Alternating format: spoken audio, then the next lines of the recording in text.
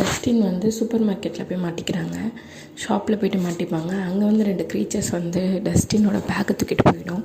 டஸ்டினுக்கு ஒன்றுமே புரியல. அந்த பேக்கில் வந்துட்டு ஆக்சுவலி ஒரு க்ரீன் கலர் ஜெல் இருக்கும். அதுக்காக தான் வரும்.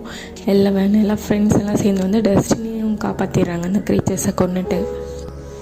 டஸ்டின் இப்போ என்ன சொல்கிறாங்கன்னா, அந்த டிச்சுக்குள்ளே தான் நிறையா க்ரீச்சர்ஸ் இருக்குது, அங்கே போயிட்டு குயின் அழிக்கணும். குயின் வந்துட்டு எங்கே இருக்குன்னு கண்டுபிடிச்சி குயின் அழிக்கணும். குயின் அழிச்சா தான் வந்துட்டு என்னன்னே தெரியும். அந்த குயின் அழிக்கிறதுக்காக எக்யூப்மெண்ட்ஸ்லாம் ரெடி பண்ணிவிட்டு அந்த ட்ரைனேஜில் போகிறாங்க. அங்கே பார்த்தா ஏகப்பட்ட க்ரீச்சர்ஸ் இருக்குது.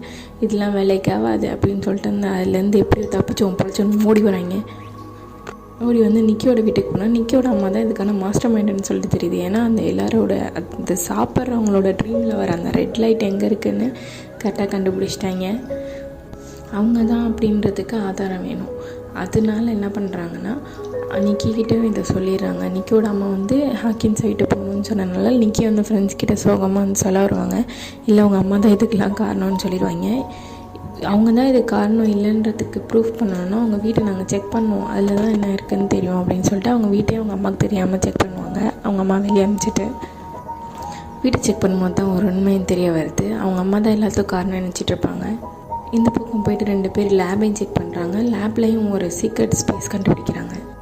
அந்த பக்கம் பார்த்தா அவங்க அம்மாவையும் 2 க்ரீச்சர்ஸ் துரத்தும். அதாவது அவங்க அம்மா கூட இவங்க 2 பேரும், இவங்க 4 பேர் போவாங்க. அவங்களையும் க்ரீச்சர்ஸ் கிட்ட மாட்டிப்பாங்க.